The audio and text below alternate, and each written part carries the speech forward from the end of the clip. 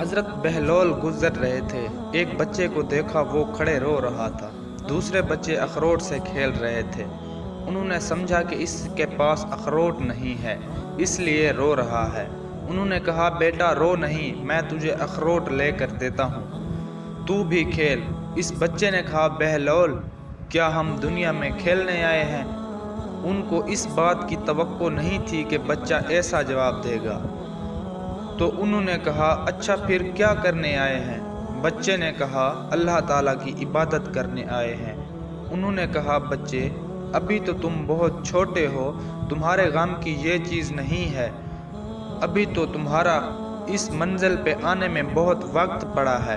تو اس نے کہا، ارے بہلول، مجھے دھوکہ نہ دو، میں نے اپنی ماں کو دیکھا ہے، وہ صبح جب آگ جلاتی ہے تو پہلے چھوٹی لکڑیوں سے جلاتی ہے اور پھر بعد